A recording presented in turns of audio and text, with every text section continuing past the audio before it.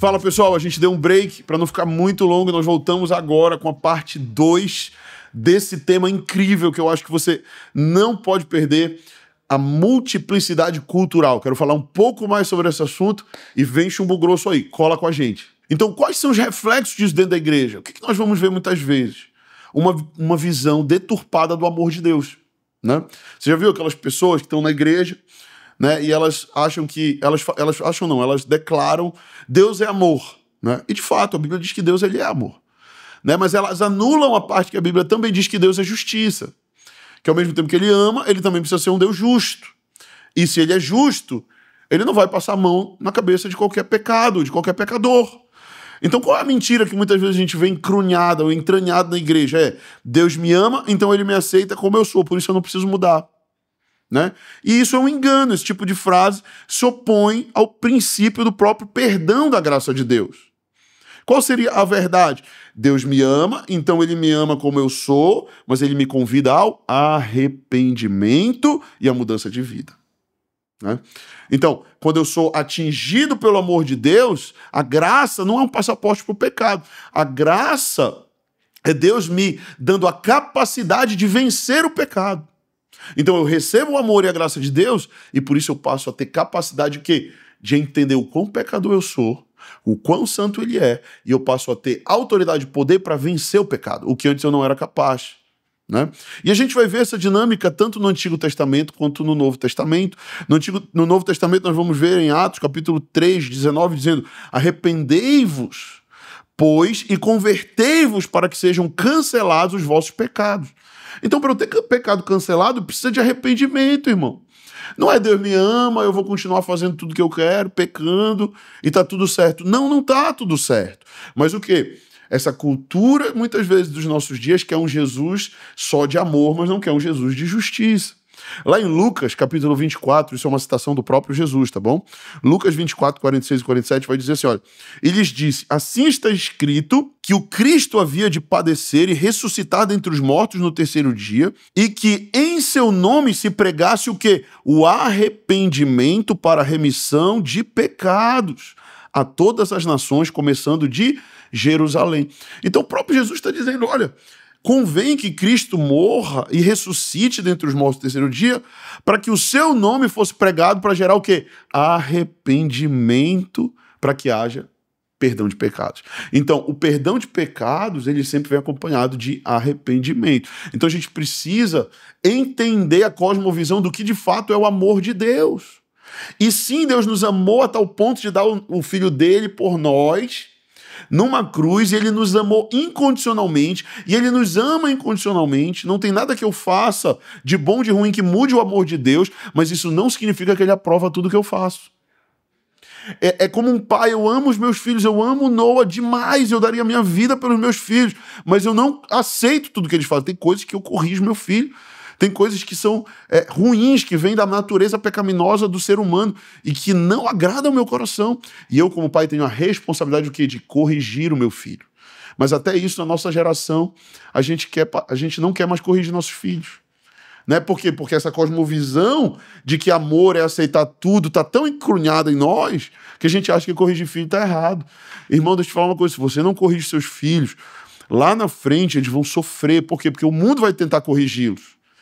E depois que passou a infância, mudar a cosmovisão, a concepção de um adolescente, de um adulto, às vezes é um caminho sem volta. É só um milagre do Senhor. Então, aproveite que seus filhos são pequenos e corrija, ensine, discipline, exorte, imponha limites. Por quê? Porque se você não impor limites, a sociedade ela é feita de leis e regras. E se o teu filho não segue leis e regras, um dia a sociedade que ele está inserido na cidade, onde quer que ele esteja, no padrão social existem leis e regras, quando ele infringir uma lei, uma regra, vai vir uma multa para ele. Ou vai vir uma consequência. Porque para toda ação tem uma reação e no modelo de sociedade que vivemos existem regras. Agora, se você não ensina isso para o teu filho, o mundo vai ensinar e vai doer muito mais. Ok? Então esse é um padrão que a gente vê sendo o quê? Massacrado nos nossos dias. Outro padrão que a gente vê é uma visão depreciativa das figuras de autoridade, né? Onde o cerne disso tudo, muitas vezes, é um coração rebelde.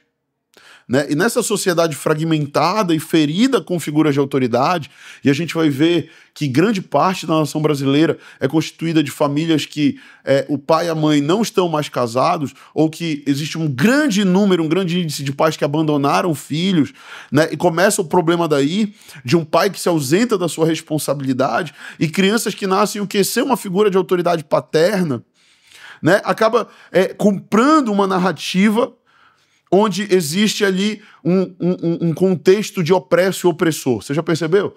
Que muito das conversas hoje se pautam nisso. É porque é o marido opressor, porque é o pai opressor, porque é a criança opressa, porque há um exacerbamento de vitimismo, né? Onde as pessoas, a maioria delas se colocam hoje nesse lugar de eu sou uma vítima, porque tem alguém que está me oprimindo, porque tem alguém que está o tempo todo, sabe, querendo me manipular, sabe? E a gente percebe uma deturpação até mesmo das palavras de Jesus, né? E que nós vemos isso na igreja, onde muitas vezes não existem figuras de autoridade claras, ou onde estamos numa igreja, mas não queremos ser confrontados, não queremos ser corrigidos, não queremos honrar uma visão, não queremos... Eu gosto do pastor Vitor até que ele fale, enquanto ele fale o que eu quero ouvir, né? E a gente vai ver mais do que nunca aquela passagem que diz que, às vezes, alguns sentem coceira nos ouvidos ao ouvir, né? E aí começam a procurar o quê? Mestres para si mesmo. Então hoje a gente tem aqui a internet, como eu falei, eu não gostei da pregação do pastor Vitor, deixa eu ouvir uma pregação aqui que me agrada. Né? E aí tem uma centena de pregações que vão te agradar. E eu não estou só falando de pregação, mas de relacionamento também, onde muitas vezes não queremos mais figuras de autoridade nos ensinando a verdade, o caminho saudável para caminhar. Preferimos muitas vezes mestres segundo as nossas próprias cobiças, que falam só o que a gente quer ouvir, né? Que passam só a mão na nossa cabeça. Mas você entende que isso é fruto de um padrão que foi criado para você chegar até aqui? E é esse o ponto que eu quero que você entenda. Eu não estou aqui falando que você é culpado disso, ou que fulano é culpado disso, não. Existe uma construção para que haja esse coração nos nossos dias. Romanos 13:1 vai dizer, olha, todo homem esteja sujeito às autoridades superiores, porque não há autoridade que não proceda de Deus, e as autoridades que existem foram por ele instituídas. Hebreus 13:17 diz, obedecei aos vossos guias e sede submissos para com eles, pois velam por vossa alma como quem deve prestar contas, para que façam isso com alegria e não gemendo, porque isso não aproveita a vós outros. E 1 Timóteo 5,17 diz, devem ser considerados merecedores de dobrados honorários os presbíteros que presidem bem, e especialmente os que se afadigam na palavra do ensino. Sabe, existe hoje uma ideia de que, até mesmo na igreja do Senhor, uma falsa ideia de que eu, como membro da igreja, tenho a mesma autoridade do líder ou do pastor, sabe? E todos nós temos o mesmo valor para Deus, entenda isso, mas existem escalas diferentes, posições diferentes, papéis diferentes. E isso é importante você entender. Ou você acha, eu pelo menos penso que um dia se eu chegar no céu, quando eu chegar no céu que eu vou chegar lá, e eu vou receber o meu galardão, eu não acho que eu vou receber o mesmo galardão do apóstolo Paulo, por exemplo. Mas tem jovem hoje, 15 anos, 18 anos de idade, 17, que acha que é o novo apóstolo Paulo, né? Que vai chegar lá e vai estar sentado à direita de Jesus e Paulo vai estar do lado dele. Entende? Então, existe esse padrão hoje que nasce de uma cosmovisão onde, por eu ter tanta informação, eu também tenho capacidade de ensinar tudo e todo mundo. Isso parte de um lugar de orgulho. E claro, todo mundo tem algo a ensinar, né? Mas qual é o meu coração? Será que eu estou aqui para querer ensinar os outros? Será que eu estou ali para querer botar banca? Ou será que eu estou para realmente ouvir, aprender? Eu entendo que existem posições hierárquicas, eu entendo que existe organização no céu, organização na igreja do Senhor. E último, uma visão que destrói a honra entre irmãos. Né? Você já viu na internet um monte de gente que pega escândalo da igreja tal para ficar falando, né? Para ganhar curtida, engajamento. Já viu isso? Sabe o que é isso? Muitas vezes é desonra, irmão. Muitas vezes é gente ganhando notoriedade, popularidade, à custa da desgraça do irmão, porque se é igreja, é irmão, sabe? Tem gente fazendo com alguns o que não faria nem com inimigos, quanto mais com irmãos na fé. E sabe, eu não estou dizendo para você passar o pano no erro dos outros, mas se você não tem condição de chegar perto de uma pessoa com uma ligação ou marcar uma reunião e tomar um café para falar na cara dela, então não fale nada. Então guarde para você. Sabe por quê? Porque o princípio da fofoca, sabe, ou da desonra, sabe qual é? É eu querer levar para alguém algo que aquela pessoa não pode resolver.